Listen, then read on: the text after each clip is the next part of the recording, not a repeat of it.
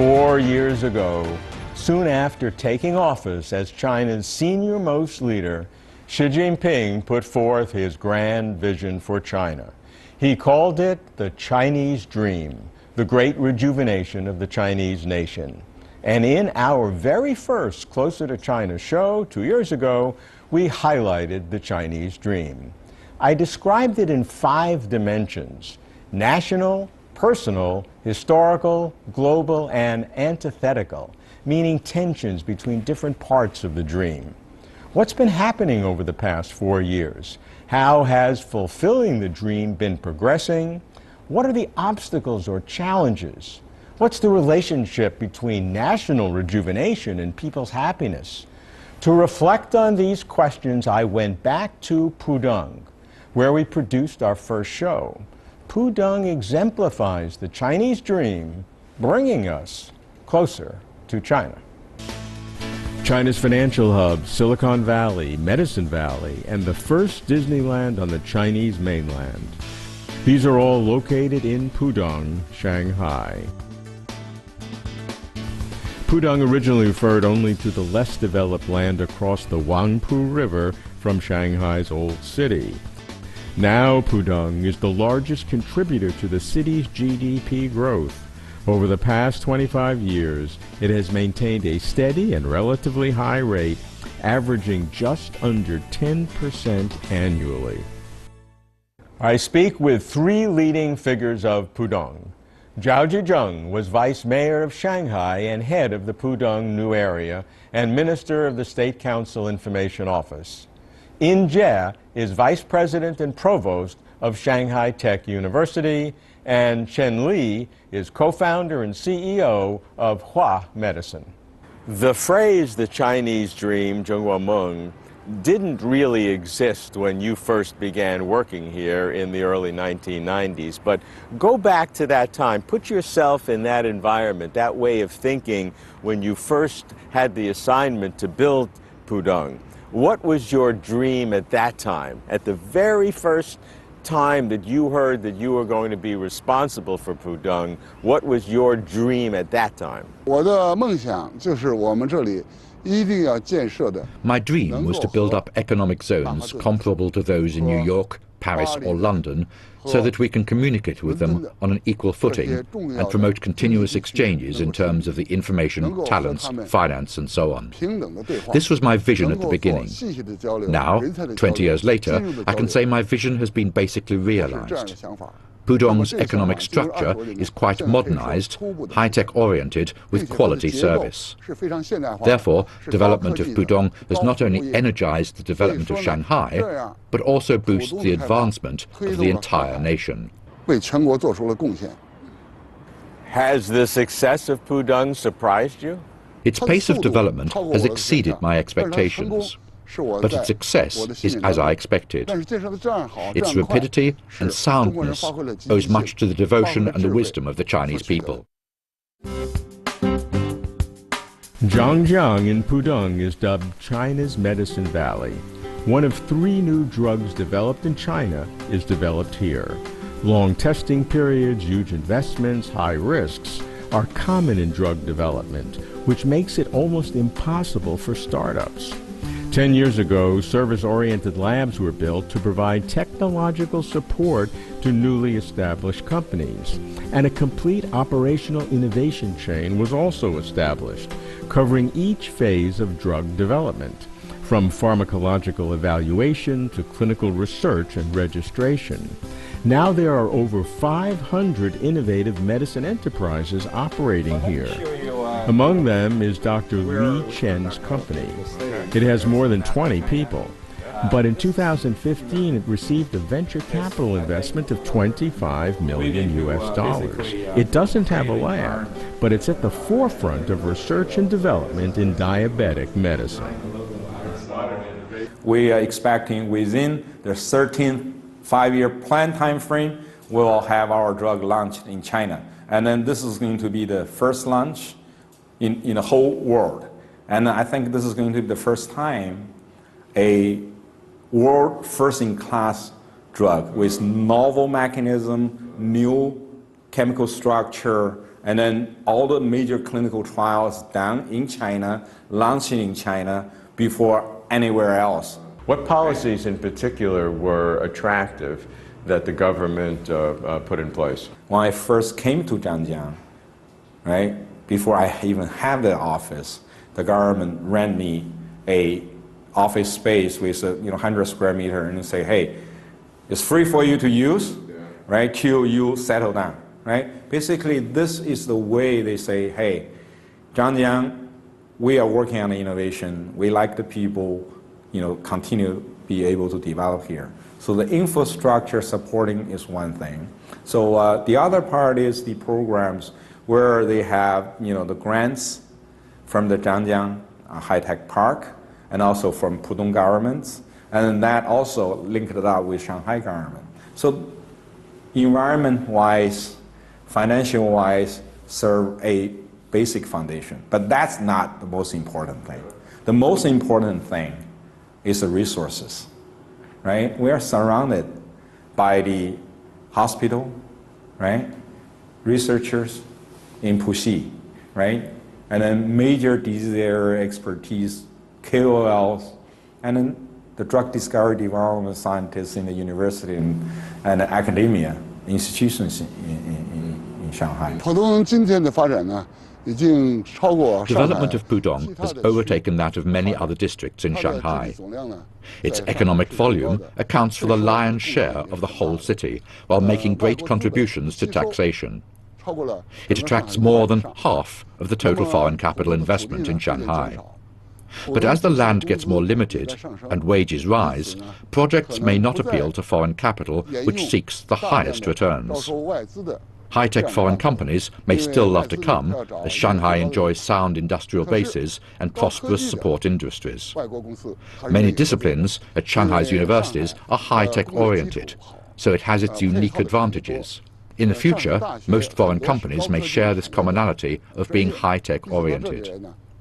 In terms of science and technology, we emphasize innovation instead of imitation. China's innovation in science and technology is conducted through cooperation with scientists and high-tech companies around the world. While we say our innovation, we're not indicating that we refuse cooperation. Rather, we emphasize the leading role of the Chinese people. Therefore, we hope foreign friends will not misunderstand us. To investigate the challenges China faces, to explore cutting-edge research areas and high-tech industries, and to put their innovative and entrepreneurial ideas into action. These are what students of this newly built university are encouraged to do. Shanghai Tech University officially opened in 2013. It's a small-scale research university of academic excellence. What is the contribution of Shanghai Tech as a new university to the fulfillment of the Chinese dream? Our vision is mainly two things. One is we try to serve the transformation of the economy of China, or even the Chinese dream, fulfill of the Chinese dream by provide more results on science and technology, not only the applied, also the fundamental. And this is one thing. So we selected the very important issues which challenge the development of the country. For example, energy related, environmental related, aging problem, health problem, these kind of things. The second, we can serve the country by educate more talented young people, and that will be the future. Science technology is a means to an end in the economy, but it's an end in itself in terms of the beauty and the cultural significance of new discoveries and new benefits. And that's good for China and good for the world. Yeah, I think, although a lot of fundamental research eventually will transform one day to some applied, to serve the society. When you go back to the history of science, a lot of fundamental research, at the beginning, you don't know what's the use of it. But eventually, for example, the founding of electricity, it's a fundamental research. No one knows what would happen after that. But then the world was changed by this discovery. And so I think this is one of the reasons we need to strongly support the fundamental research. Another reason, of course, we do need to understand the world more, to give more contribution to the knowledge of the human beings and what is happening in the world. That may not necessarily contribute to the economy in the future, but that's important for the development of the human beings.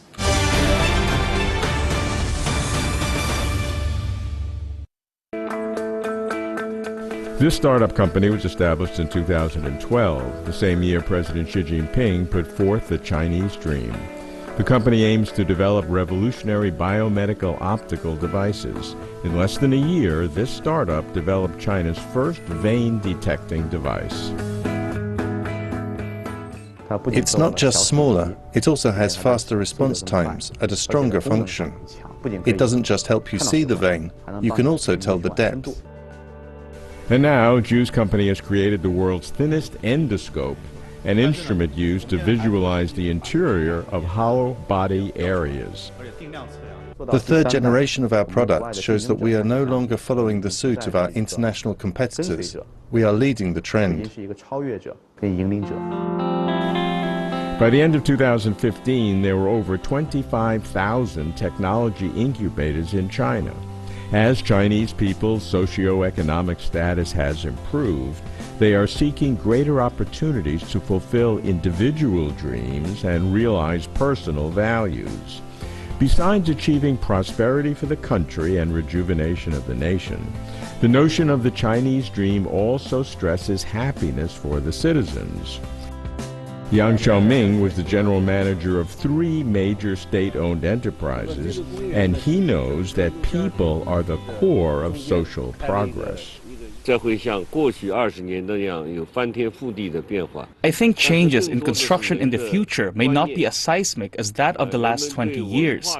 However, people's perceptions, their cultural identity, and socio-historic views may still embrace great changes. I think changes in our search for knowledge are the most important. In the past, we had a limited understanding of modern cities. For example, at the beginning, we only advocated the building of skyscrapers. To give you an idea, Lujiazui district was originally designed to be a place fit for vehicle passage. But as we developed, we found the importance of being people-oriented. We have to serve the needs and convenience of the people. So we then exerted great effort to upgrade the pedestrian system. If you have time, you can go and have a look at the pedestrian bridges in the region. It plays significant roles in transportation. Before, we worshipped cars, but now we realize people's actual needs matter more. What were the biggest challenges or obstacles that you faced in building Pudong and Lujiazui, and how can we learn from those experiences? How can we learn how better to achieve the Chinese dream today? 我觉得我们早期就是把硬件的建设看成是一个很伟大的工作。In the early days, we prioritized the development of the hardware and the infrastructure since they required a lot from our knowledge system and needed a lot of learning effort. But as the skyscrapers were erected, we gradually realized that upgrading people's minds as well as modernizing the economy and culture created even bigger challenges and accounted for more value. 也是更加重要的一件事。最大的挑战是关于人的。 The biggest challenge concerns our people. We lack experience and international talents in terms of development. How should we conquer the challenge? Well, first, we must send people abroad on exchange visits. Second, we invite experts to Pudong to teach through speeches. At first, we knew little about modern economic operations. Say, we didn't even know the widely applied Western model of BOT, that's build, operate, transfer. So we stepped up our learning and strengthened our exchanges with foreign experts. On being people-oriented and seeking for people's benefits, another important topic is how to turn farmers into citizens. Normally, urbanization takes a protracted length of time. Not for Pudong, which basically completed urbanization within just 1 decade. To address the lack of talented people, we could initiate cooperation with foreign countries. But to address the employment issue for the locals, we needed to offer great help. Therefore, we not only tried to urbanize them, but also tried to train high-caliber talents with great efforts. These were our solutions in trying to combat the challenge.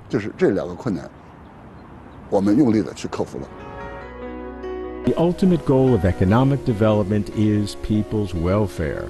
Now there are over 12,000 registered social organizations in Shanghai, covering areas like education and health, environmental protection, public security, the disabled, the elderly, and the like.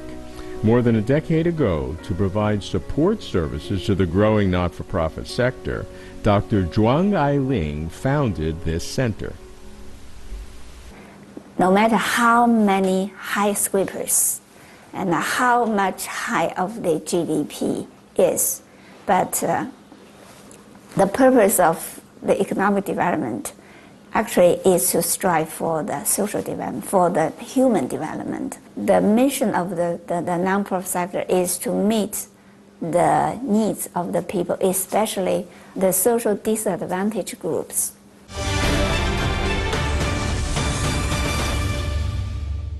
I hope that the sector of philanthropy in China can play a leading role in the world. My Chinese dream is that when my parents are 60 years old or 70 years old, they will not be bothered by tuberculosis. My Chinese dream is to have a real artificial intelligence, computers that really think like human.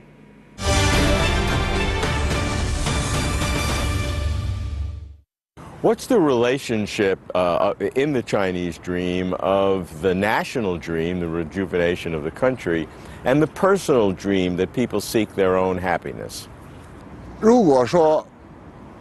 If we only help the country realize its dreams without attending to the dreams of the people, then essentially we're not successful in fulfilling the Chinese dream. Because the dream of a country and the dreams of the majority of the people should be realized together through progress together. In this way, every individual can get more motivated and the country can enjoy ultimate glory. Therefore, we all believe that the dream of a country and the dream of individuals are closely related. How can other regions of China, not necessarily Beijing and Shenzhen, which are already developed, but other regions that are much less developed, what are the kinds of principles that you would advise other regions to apply that you use so successfully in Pudong, even though the environment here is so different than other places? I'm fully aware of the differences across regions. To copy and paste Pudong's experiences would not work in other regions. Rather, we should pay attention to some basic ideas. First, the development of every place calls for catering to local conditions. The macro plan must go hand in hand with micro progress. As we developed Pudong, we were faced with choices. For example, when we tried to design a football pitch, it would require a completely different size and scale from that set up for the World Cup, for national competitions, or just for matches in Pudong district. Therefore, we came up with two concepts. One is called functional design, and the other is form design. What is functional design? Well, it means design based on the function of a building. We have to consider whether it is to serve as a hotel, a multinational headquarters, or a bank. Therefore, functional design precedes form design.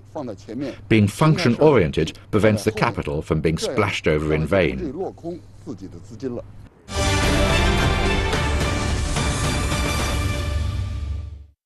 From your perspective as a scholar of international relations, what are the elements of the Chinese dream that have an international component in terms of China's image in the world, China's diplomacy, China's engagement with the world? How important is the international component to fulfilling the Chinese dream?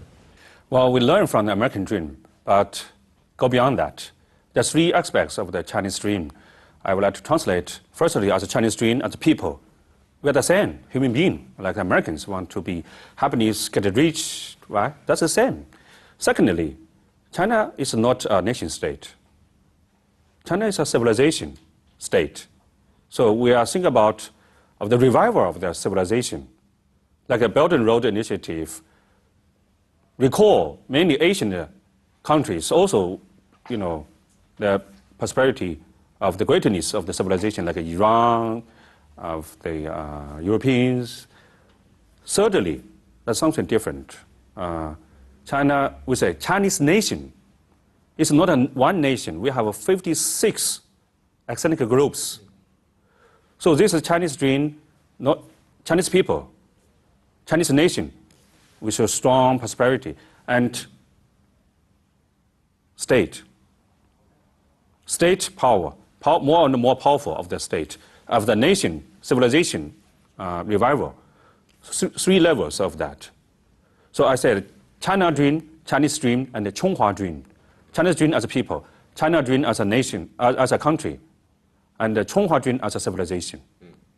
We first spoke about the Chinese dream almost 3 years ago, which was on the first anniversary of when President Xi Jinping announced it. And that turned out to be our very first show of Closer to China. Now we're almost 3 years later. How has your understanding of the Chinese dream become enriched and enlarged over the last 3 years? 中国梦的实现呢，需要2个条件。 To realize the Chinese dream, we need two conditions. One is the hard work of the Chinese people, and the other is a sound environment. Therefore, the Chinese attach great importance to peace in the world. They're willing to contribute to peace in Asia and beyond. However, there are a lot of undercurrents lurking around in the international environment. Asia is not that peaceful either. Therefore, on the one hand, we work hard towards our dreams on our own. On the other hand, we contribute to peace around the world in various ways to undertake our responsibilities in the world arena. But yet some countries see the Chinese dream as something that could turn in for other countries something less than a dream, that to the degree the Chinese dream is successful means that other countries are put in a lower position. And so how do you react when you hear foreigners worry that the Chinese dream for China will be a negative for other countries? 我们最近有一个很好的倡议，就是丝绸之路，也翻译成一带一路。 China has a very good initiative, the Belt and Road Initiative, which encourages Chinese companies to go abroad instead of only minding their own business interests. When it comes to developing countries that enjoy a good relationship with China, while the intimacy is not yet fully in place, we're still willing to offer what we excel in, infrastructure in particular, within the big context of a market economy. This is not out of any political intentions. Rather, we hope for more mutual understanding through such cooperation. Therefore, we've set up the Asian Infrastructure Investment Bank, the Silk Road Fund, as well as several private organizations to study the differences between China and the rest of the Belt and Road countries to find out where we can complement each other for best results. Therefore, it makes no sense to compare our initiative to the Marshall Plan, which carried strong political implications. In China, we have no such political prerequisite. We only seek for win-win through cooperation to build up bilateral and multilateral relations. It's not a Chinese solo, but rather a choir for all countries. Let's get tuned to one melody and fill in the lyrics that appeal to all. 而是大家的一个合唱，那么我们要找到一个共同的旋律，大家都喜欢的歌词去做它。 Some foreigners would interpret the Chinese dream for China as a China threat to them. They see China's economic growth rising and trade imbalances where China is selling more goods than it's importing. They see China dramatically expanding its military, multiple aircraft carriers planned for the future. What do you say to people externally who worry that the Chinese dream for China is a China threat to them? China's development accounts for the major idea of the Chinese dream. It represents the hopes of all Chinese and makes the most sincere and plain expression of that Chinese dream. We shall continuously promote its progress. We know that in the past, some countries bullied others as they themselves sought for development. However, in China's historic tradition, we value peace and never have any interest in bullying others. There is simply no such past in China's history. For instance, Pudong's development is not targeted to threaten foreign countries in the least sense. On the contrary, it is to strengthen the cooperation in between. When Pudong Airport was first constructed, foreigners asked us what the benefit was. I replied, when there was only one airport in the world, airplanes meant little to us. When there was only one telephone in the world, telephones were of no use. So constructing a large airport in Pudong means great benefits to airlines in all countries around the globe. And those foreign friends readily accepted my explanation.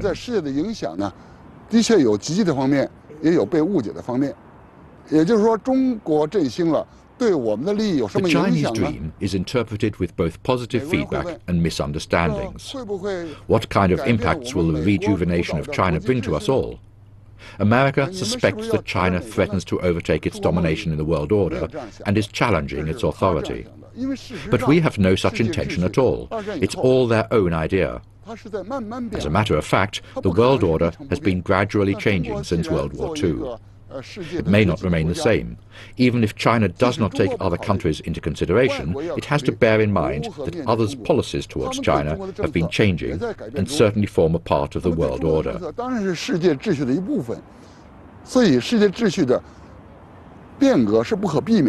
Revolution in the world order is inevitable, but the Chinese dream never contains any threat to America or other countries. We never seek to reshape an order that only accords with the interests of China, while going against those of others. I hope our foreign friends can understand. China has always been a country that advocates peace, harmony, gentleness, and reconciliation. It is our national tradition. Sorry that "he" has to be interpreted and explained with a great deal of English words. Peace, harmony, gentleness, friendliness, and so on, which are all reflected through the single Chinese character. Realizing the Chinese dream comes in stages. About 2020 for a moderately prosperous society, and about 2050 for a fully modernized nation. Here's how the 5 dimensions of the Chinese dream are tracking.